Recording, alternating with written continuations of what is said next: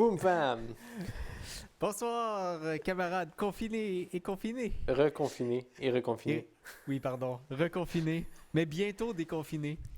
Petit Sous... déconfiné. ouais, ou sous couvre-feu. Camarades couvre-feu et couvre-feu.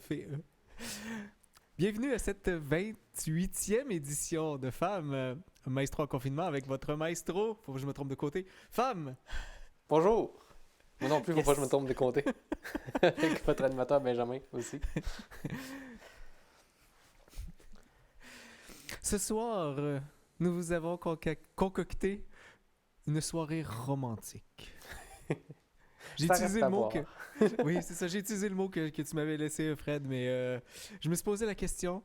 Mais je pense que l'idée du romantisme vient du piano. Hein. Il y a comme une attirance au romantisme, mais romantique à l'idée du 19e siècle qui est bien associée au piano. On pense à Beethoven là, qui sera en train de pianoter ces choses-là. Je pense que c'est de là que vient le mot. C'est pour ça que je l'accepte. Oui, mais Chopin, il me semble que on imagine souvent le romantisme avec Chopin, là, les nocturnes, Tout à fait. la courtoisie. Tout à fait. Non, mais OK, mais mine de rien, le romantisme en musique, c'est pas le romantisme dans le sens j'aime quelqu'un et je lui apporte une rose. C'est le romantisme. Il y a quand même un petit peu de ça ce soir, je pense. Vous allez voir. Il y a quand même un oui. Excusez, j'ai été attaqué par des commentaires Facebook. Là, je voulais m'assurer que c'était pas. On vous que entend c'était en pas quadruple? oui, c'est ça, que c'était pas un problème là, au niveau, au niveau du son. Qu'est-ce que je disais? Oui, oui, c'est ça, le romantisme. Il y a quelque chose il y a quelque chose d'associé au romantisme qui est, que je dirais, la beauté. Oui. Bon. Puis ce soir, c'est ça, tu sais. Donc, c'est une soirée en beauté ce soir. Je pense que vous allez tous être d'accord avec ça. Avec Chopin, là, on est vraiment dans les plus belles œuvres qui ont été écrites quand même dans l'histoire. Là. Peut-être un peu quétaine. Peut-être. OK, je vais répondre aux commentaires Facebook que je viens de recevoir parce que je suis pas d'accord. Le commentaire de Facebook que je viens de recevoir, c'est le piano est l'instrument le moins romantique parce qu'il ne se mélange avec rien. Mais précisément parce qu'il se mélange avec rien, je pense que c'est l'instrument le plus romantique parce que associé au romantisme, il y a cette idée de solitude. Il y a le fait d'être tout seul, d'avoir été abandonné, de se laisser aller par ses émotions et ça se passe de façon très très intérieure. D'où le fait que je trouve que c'est l'instrument le plus romantique en fait. Le romantisme solitaire. Le romantisme solitaire, exactement. Tu sais, la sonate de Beethoven. Est-ce qu'il y a quelque chose de plus romantique que cette affaire-là? Mais là, on parle du romantisme dans l'époque et non peut-être pas dans le romantique. Oui, c'est ça mon point. C'est ça mon point. C'est une soirée romantique, mais dans l'époque. Ben, bonjour tout le monde. Très heureux d'être retour en direct avec vous en ce 3 février 2021, comme troisième émission de l'année 2021 déjà, hein, suite au premier épisode où est-ce qu'on a célébré Raphaël Paillaré avec l'Orchestre Symphonique de Montréal comme nouveau directeur musical et la dernière fois les Planètes d'Host. On avait une petite soirée astronomie. Et ça fait déjà 2 semaines depuis l'épisode 27. Hein? Ça passe vite. je pense même que tantôt, pendant nos tests de son, tu as dit la semaine passée et j'ai fait non, c'était il y a 2 semaines. Mais il y a tellement de choses qui se passent là, dans mes semaines, je vois pas le temps passer. Ouais. Mais je sais pas pourquoi, avec la pandémie, pas pour toi, mais avec la pandémie, moi, j'écris encore 2020 dans mes dates. Ça a d'ailleurs créé des problèmes aujourd'hui avec le stream. avec le stream. Mais donc, bienvenue dans cet épisode 28 de Maestro en reconfinement. Aujourd'hui, en introduction, on a déjà mis la table sur la soirée avec le 3e mouvement du premier concerto de piano de Chopin. En tout cas, moi, ça m'a mis dans l'ambiance. Je ne sais pas pour toi, là, mais ça a été interprété par Kate Liu. Et vous allez voir pourquoi, parce qu'il y a une connexion très importante que vous allez voir plus tard. Donc, nos prochains rendez-vous, entre autres, 2021, auront probablement lieu 3 mars, 5 mai, 20 mai, avec un troisième grand événement spécial autour de Schumann. Encore là, très romantique. Hein? Le deuxième plus grand romantique. Ouais. Et il est également possible de passer du temps presque quotidiennement avec nous hein, sur la chaîne Twitch du Scientifique du lundi avec des jeux vidéo Among Us. Les vendredis soirs, là, ça a l'air être parti. Là. Notamment avec Jean-Philippe là, qui est actuellement avec nous dans le chat. J'ai remarqué cette semaine que Jean-Philippe faisait des clips de nos trucs à Among Us et il les mettait sur mon Twitch channel. Donc merci Jean-Philippe. J'avais pas remarqué, mais je l'ai vu cette semaine quand je suis tombé sur mes propres vidéos. Et tantôt, on a un petit clin d'œil à Jean-Philippe qui a utilisé son nom d'origine. On a mis le nom d'origine de Chopin que vous allez pouvoir voir à l'écran tantôt. L'écriture originelle de Chopin. Et aussi, très heureux qu'il n'y ait pas de match canadien ce soir. Alors, on n'entre pas en conflit. Hein? C'est toujours important. Et finalement, merci encore d'être avec nous en ce 3 février. Merci à Benjamin pour tout le côté technique qui fait à distance et malgré... Caroline nous a tapé sur les doigts aujourd'hui en disant que le décompte n'était pas là à l'écran. Donc oui, effectivement, j'ai mes ratés dans la technique. Ce n'est pas 100% parfait, mais c'est pas 100% parfait. Si la vidéo est fluide et que le son est bon, moi je suis content. C'est le strict minimum. Merci à Boran Zaza, manager, ainsi que Sarah Douglas, assistante dédiée, modératrice du chat, avec qui j'ai regardé beaucoup de vidéos de direction dernièrement. Et donc, je m'attends à ce qu'elle me commande négativement encore plus qu'à l'habitude aujourd'hui. Arrête de bouger autant. Ça va devenir le running gag, ça, que Sarah, elle aime nous insulter sur le chat. N'hésitez pas à nous écrire des questions et des commentaires sur le chat. Hein. On est toujours heureux de vous voir et de vous entendre poser des questions. Et allez vous abonner à mes pages YouTube, Facebook. Fred, oui. Est-ce qu'on a la personne de plus? Bien, on a une émission présentement et donc ça veut dire qu'on a réussi. En fait, vous avez peut-être pas su, là, mais il y a eu tout un problème cette semaine. Normalement... C'est la première fois que ça nous arrive. Ouais, normalement, à chaque épisode, ça manque un abonné. Et là, on était à 52 et donc j'espérais monter à 53 pour aujourd'hui. Et on est descendu à 51. On a perdu un abonné cette semaine. Et donc là je n'en pouvais plus. La panique. La panique. Et donc, j'ai fait quelque chose que je n'avais jamais fait. Je crois que je n'avais pas encore mentionné ma chaîne YouTube sur ma page Facebook. Et donc, nous sommes maintenant à 59 abonnés. Oh, quand même! On a monté de 8 en une seule journée. Il ne fallait pas monter si vite, là, on va avoir un problème pour les prochaines semaines. Non, on veut 60 pour le prochain. Là. Et donc, première œuvre. Ce soir, première œuvre du compositeur franco-polonais. Et là, malgré que vous allez voir à l'écran l'écriture style polonaise.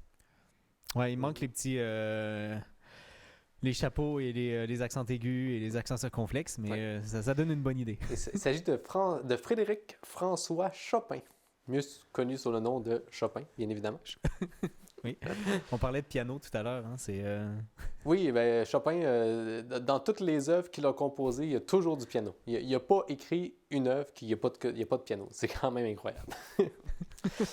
J'avais décidé de présenter ce deuxième concerto aujourd'hui puisqu'il est en préparation d'un possible concert à McGill, dirigé par Dina Gilbert, avec le McGill Symphony Orchestra.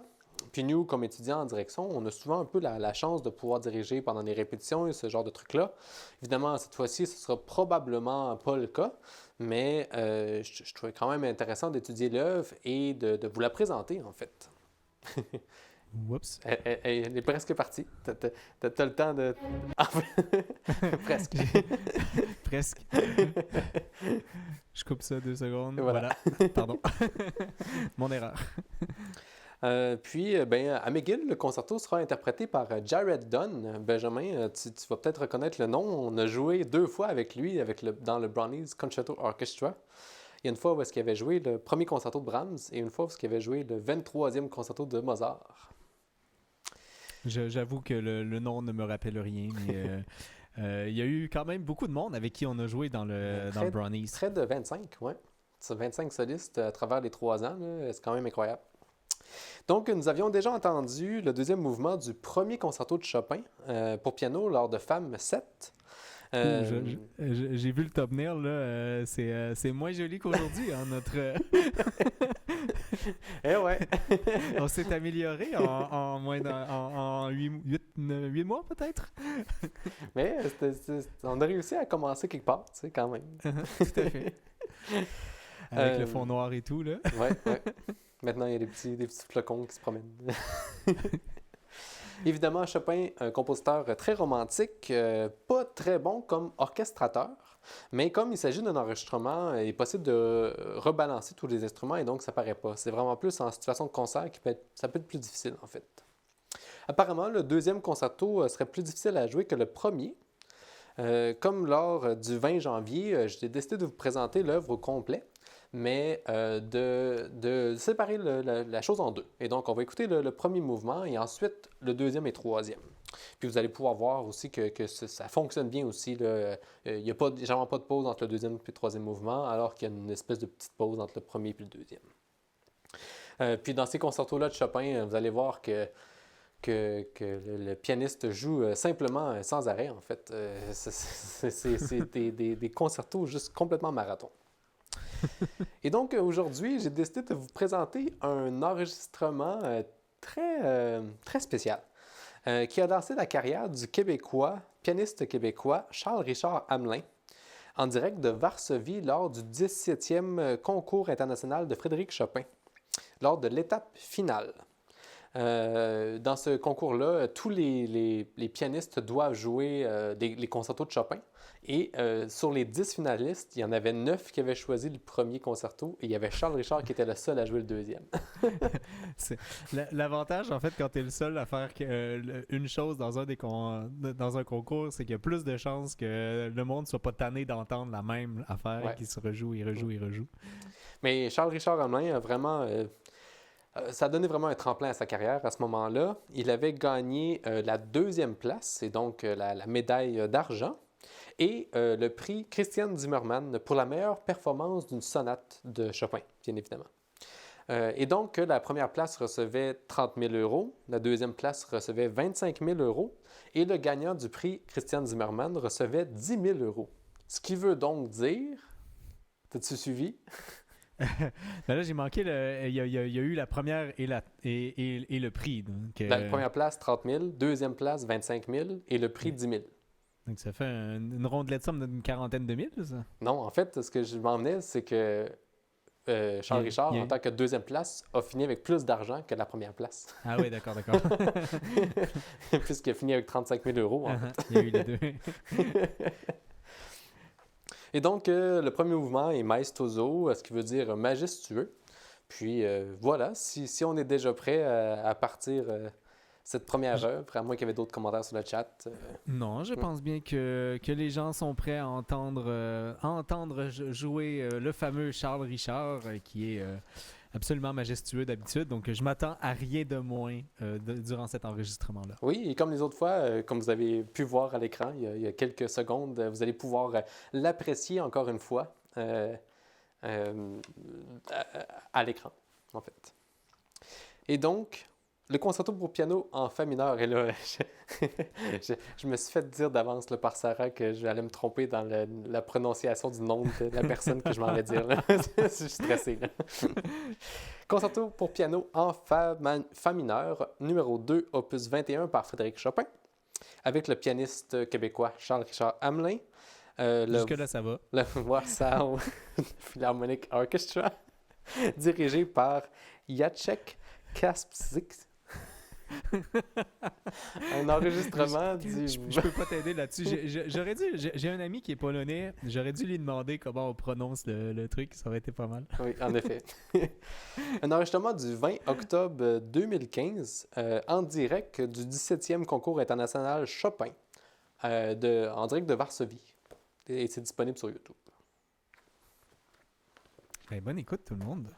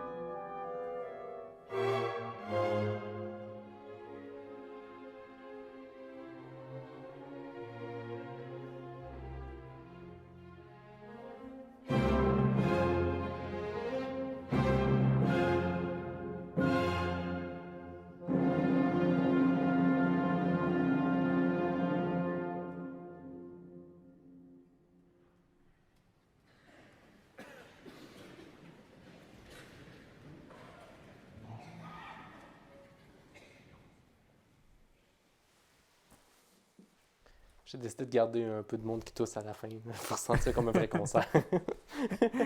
Ça fait la vraie chose. Et donc voilà, c'était le premier mouvement de ce concerto. Et le reste s'en vient très bientôt. Je suis presque déçu, je m'attendais à une cadence, moi. Non, malheureusement, il n'y en a pas dans ces concertos-là.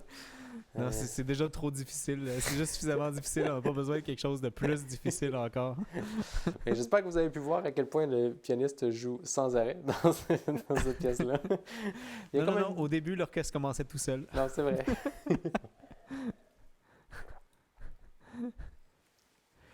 Fort apprécié de la part de Dr Rémy, qu'on salue d'ailleurs.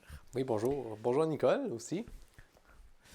Très beau. Et Charles Richard, toujours aussi bon. Effectivement, c'est difficile de ne pas apprécier ce musicien absolument hors pair. Moi, je me souviens, il y a 5 ans, quand c'est arrivé qu'il a gagné la 10e place au concours, que je me prenais dans le métro à Montréal et sur les télés des nouvelles, c'était lui qu'on voyait en train de jouer. Puis en musique classique, c'est rare que ça arrive, disons. Là.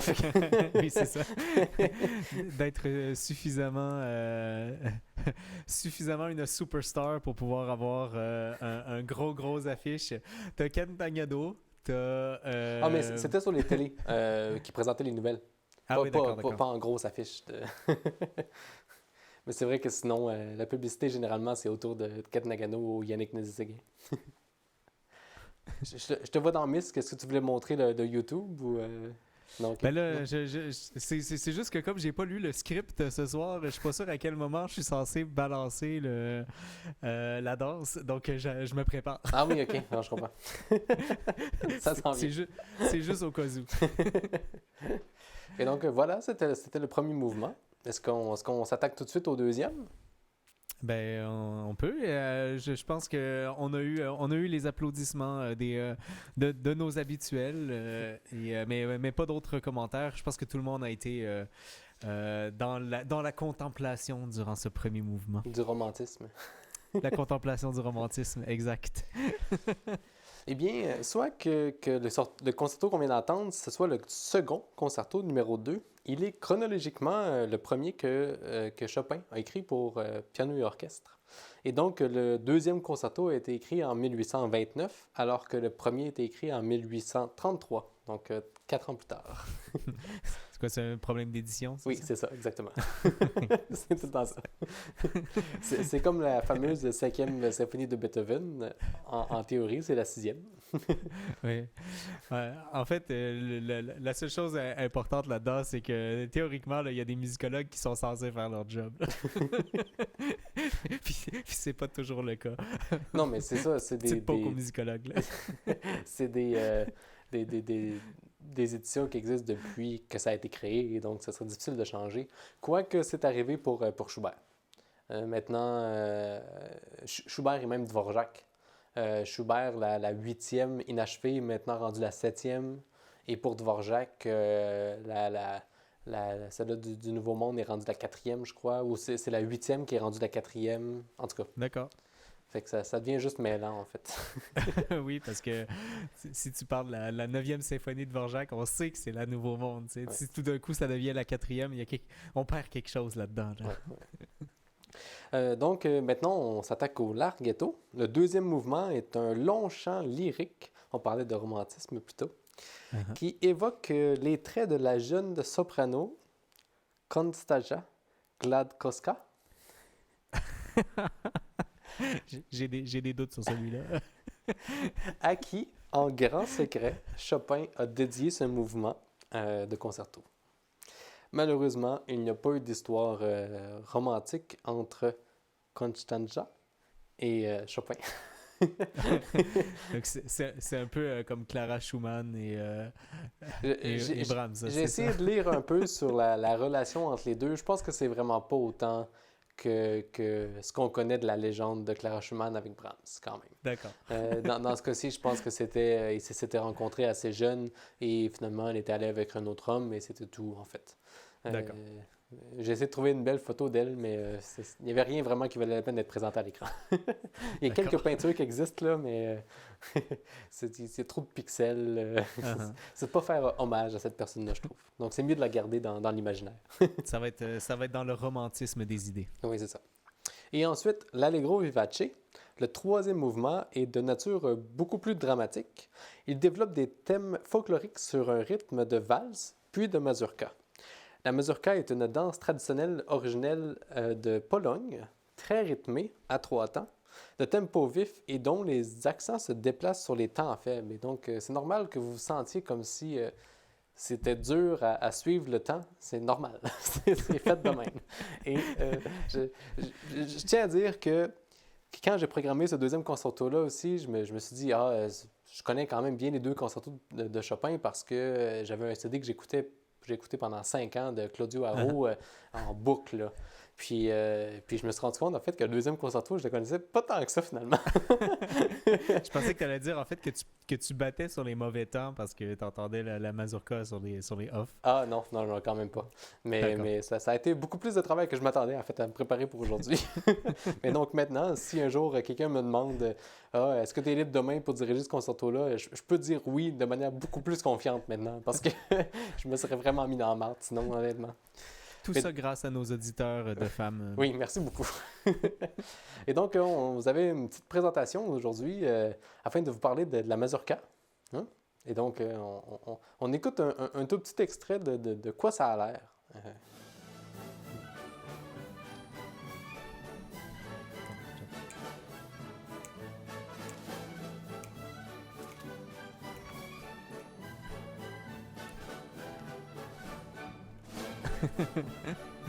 Ça a l'air sympathique à danser en tout cas.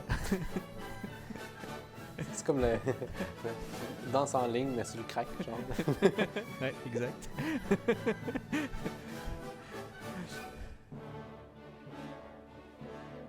Ça a l'air de C'est fun beau à ce qu'ils jouer font. aussi, en fait.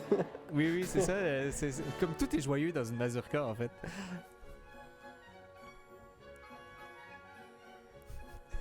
C'est tellement cute. J'adore le fait qu'ils se saluent en permanence. Oui, le décor, en effet, est assez incroyable. On se croirait vraiment dans Age of Empires 2. Là. En fait, ça ressemble beaucoup à l'Allemagne. Si vous regardez là, ces couleurs-là avec les X aussi sur les murs et tout, c'est très, très, très allemand comme architecture. Est-ce que le X a une signification? Non, je pense que c'est juste que c'est censé être à l'intérieur du mur, mais qu'eux, ils le font à l'extérieur. Mm-hmm. Ça rajoute du décor. Ouais, ça fait vraiment très joli. Puis c'est quelque chose qui est assez fréquent dans les...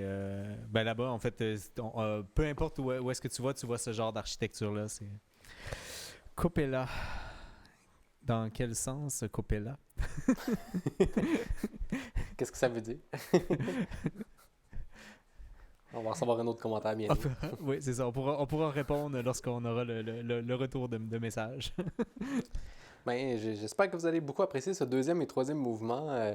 Deuxième mouvement qui commence d'une manière vraiment incertaine et il va ensuite sur le beau thème de piano. Hein? Le ballet Coppola, j'ai aucune idée, c'est possible. C'est très possible en fait, ça me dit quelque chose là. C'est très possible. Ce qu'on vient de présenter, en fait, c'est ça? Oui. Un extrait qui était disponible sur YouTube aussi. Si vous tapez Mazurka sur YouTube, vous allez le trouver. Je vais vous indiquer dans le chat de quelle pièce ça vient. Je vais essayer de vous trouver ça.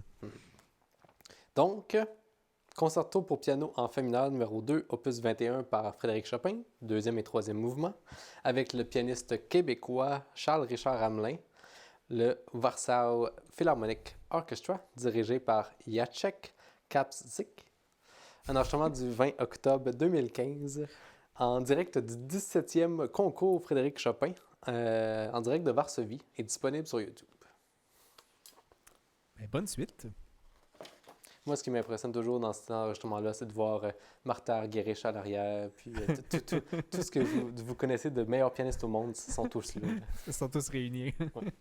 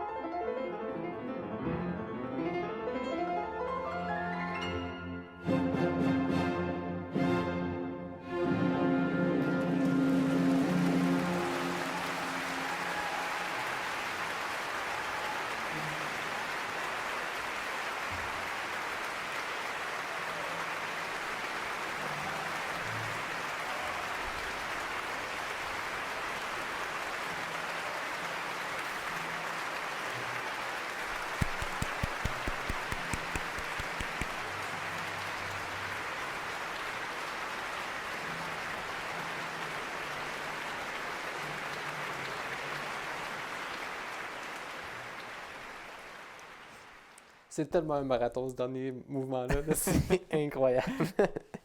Ça semble effectivement être le cas. Il y a tellement de notes, là. Oui, il y a eu un commentaire pendant la pièce que je trouve qui est parfait. C'est le commentaire de Julie qui nous dit, qui vient du fond du cœur en disant Waouh, c'est bien beau. Ça vient du fond du cœur, tu sais. Et waouh, waouh. C'est vraiment c'est l'enregistrement qui a mis Charles-Richard Hamelin sur la map internationalement, puis il mérite. Il travaille tellement Ouais, fort, puis il le mérite, ouais. ces concours-là, je connais pas exactement l'horaire du concours de Chopin, mais généralement, ça dure autour d'une semaine et demie. Puis dans cette semaine et demie-là, il y a la première étape, souvent la deuxième étape, où est-ce qu'ils doivent présenter des récitals seuls, là, de gros répertoires. Puis 2 jours avant la finale, ils savent qu'ils passent à la finale. Et donc là, il y a un concerto à jouer, à se remettre dans les doigts en l'espace quasiment de juste une journée. Puis c'est vraiment difficile. Puis on voit ici, en plus avec une si grande finale pour le deuxième concerto, aucun répit, là.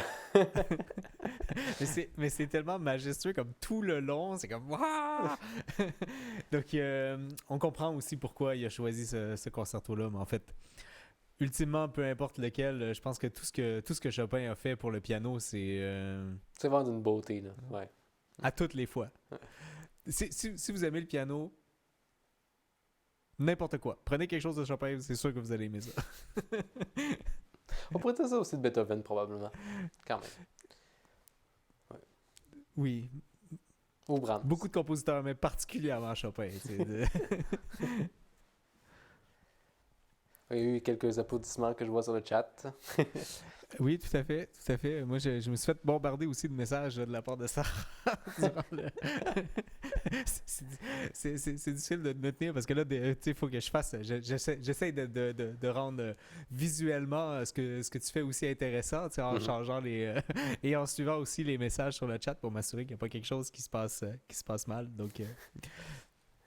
Super. Ben, nos prochains rendez-vous en 2021 seront probablement autour des 3 mars, 5 mai. Un troisième événement spécial, marathon Schumann, 20 mai. Mais des changements sont à prévoir. Probablement qu'on va en faire un de plus, là. Il y avait eu le commentaire par rapport à la Saint-Valentin, mais je pense que c'est un peu trop proche. Ça va aller probablement à fin mars. Ça sera un spécial ballet. Spécial ballet. Ouais. Intéressant. Intéressant. On a déjà fait ça une fois pour le sac du printemps. Tout à fait. Ça serait intéressant de faire ça une deuxième fois. Puis je connais un enregistrement aussi qui est narré avec et dessiné aussi à l'écran. Donc, c'est peut-être intéressant à présenter. Puis, vous pouvez quand même nous suivre presque quotidiennement. Demain matin, session de Pomodoro, dès 9h. Tout à fait. Donc, si jamais vous cherchez de la motivation pour travailler, que ce soit pour faire de la lecture, de l'écriture ou peu importe, travail de bureau sur lequel vous pouvez un peu choisir votre horaire. Donc, je vous invite à venir avec moi sur la page du Scientifique du lundi. Donc, demain, on est sur YouTube et Twitch. Puis, sinon, la semaine dernière, j'ai eu avec Sofiane une entrevue sur son parcours. Donc, c'est une nouvelle émission que j'ai démarrée la semaine dernière sur le parcours des guerrières, donc des femmes que je trouve inspirantes et exceptionnelles. Donc, la première invitée que j'ai eue, c'est Sofiane Scherer, qui travaille en ergothérapie avec les peuples autochtones Cris. Donc, je vous invite à aller sur ma page. Je peux redonner le lien. Voilà, vous pouvez cliquer sur le lien en commentaire pour aller liker la page Facebook et voilà. Donc sinon les vendredis également où on discute avec Hakim de philosophie et quelquefois aussi avec Isabelle, donc des petits mélanges là, Hakim et Isabelle qui s'en viennent dans le futur. Je vois le commentaire bonne soirée Raphaël aussi de la part de Julie. Mais j'allais dire pour Monsieur Joseph Rémy, il y a une conversation intéressante qui pourrait l'intéresser la semaine prochaine. Ben oui, la semaine prochaine, donc mardi prochain, donc la deuxième émission du Parcours des guerrières, je suis avec Erel Diard, qui est infirmière praticienne, donc parmi les premières cohortes de super infirmières. Elle est en santé psychologique par contre, donc un petit peu différent de la médecine pure, mais oui, donc si vous êtes intéressé par suivre le parcours d'une de ces nouvelles super infirmière, eh bien c'est sur ma chaîne. Encore une fois, ça va être sur Twitch et YouTube. Ouais, c'est très intéressant. Le parcours, l'idée de parler avec une super infirmière, là, comme c'est un nouveau programme, en fait, là, je suis intéressé de voir qu'est-ce que elle-même pense de la manière que ça fonctionne, en fait. Tout à fait. Et elle a, comme toutes les autres que je vais rencontrer, un parcours absolument intéressant. C'est une femme qui vient de Bretagne, donc qui a immigré au Québec il y a quelques années pour faire infirmière parce que c'est quelque chose qui n'était pas reconnu là-bas. Voilà. Donc, petit teaser pour mardi prochain. Ben, allez écouter le match du Canadien demain, puisqu'il n'y en a pas ce soir. C'est pas ce soir que ça se passe. Non, c'est demain. Puis merci d'avoir été avec nous encore là en ce 3 février. Merci Benjamin pour l'animation, le chapeau, les flocons dans l'image. C'est là que je nous mets la face à tout le monde. Hein? Ah, tu peux mettre la face à tout le monde, oui. Est-ce qu'on a présenté le YouTube aussi? Moi, je trouve que ça met... Non, on n'a pas encore. Mon move n'a pas fonctionné. Une fois de temps en temps, OBS est un petit peu triste, là, puis vous avez un écran noir plutôt que des beaux déplacements. Puis, évidemment, merci aussi à Boran Zaza et Sarah que vous voyez à l'écran. Sarah qui continue de rire de nous sans arrêt. J'ai réussi à pointer de la bonne direction. Je t'ai vu essayer. Puis allez vous abonner à mes pages Facebook, Instagram et YouTube, Maestro Femme. Et donc, je suis, comme vous voyez maintenant à l'écran, à 59, et ça a fonctionné le move, là. 59 abonnés, et donc on veut 60 hein, pour le prochain... 60 pour la prochaine émission. Ce serait quand, là? Parce que moi, le but de tout ça, c'est d'avoir ça, en fait, afin de pouvoir changer l'adresse URL. Là. Ben... Ça va arriver quand, ça? 60, 100? Probablement... D'ici 2 ans. Prochaine. 2 ans, ouais. 2022, 2023. Ça va venir, j'ai confiance, j'ai confiance. Merci beaucoup, Nicole, d'avoir été avec nous ce soir. Merci, Caroline, aussi. Sans arrêt. Oui, merci à tout le monde qui êtes des réguliers. Hein. C'est toujours super apprécié de votre présence. Ça rend ça agréable pour nous aussi d'être des vôtres. Puis on espère que la tempête n'était pas trop intense pour tout le monde ici. Nous, moi, j'ai passé 4 heures à pelleter aujourd'hui. Et donc, après ça, me mettre à diriger là, de la belle musique romantique, là, c'était un peu... Moi, tu vois, j'ai pris ça plus relax. Je suis allé dehors, j'ai marché à l'extérieur des sentiers pour marcher le plus possible dans la neige. Pas eu besoin de pelleter de mon côté. Je pense que Ken a aussi eu à pelleter, là, que je vois. Bon, fait que donc, on revient à la chanson d'intro.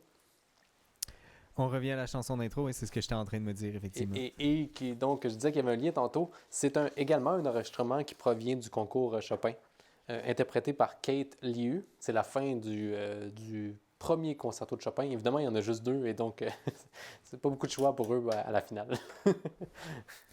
Il y a quelqu'un, il y a Lily, une maman en fait, qui nous demande si on n'était pas censé parler du nom de Philippe. Moi, c'est pas quelque chose sur lequel je suis au courant. Mais... Ah, mais c'est parce que tantôt, j'ai mentionné qu'on a utilisé le titre, la version écrite Frédéric Chopin originelle. Oui, donc... et donc, Philippe de Dramelay, version originelle. Et donc, vous pouvez revoir à l'écran Frédéric... écrit F-R-Y-D-E-R-Y-K. Voilà. C'était juste un petit coucou, en fait, un petit clin d'œil pour... Frédéric Chopin. Peut-être que je devrais m'appeler comme ça maintenant. Frédéric. Je trouve ça quand même vraiment spécial avec les Y. Oui, c'est clair. Ah oui, mais il y a Caroline qui disait que c'était difficile d'aller au travail. Oui, faites attention en hiver. Il y a eu beaucoup de problèmes de circulation hier, et donc... Mais oui, c'est vrai, ici maintenant c'est rendu relativement calme, avec quand même une bonne bordée de neige aujourd'hui. Donc on retourne au premier concerto de Chopin Pour la finale. pour la finale. Ou l'intro. Ben, merci tout le monde. Ça a été un plaisir d'être avec vous. On se dit à la prochaine et bonne soirée tout le monde. Salut!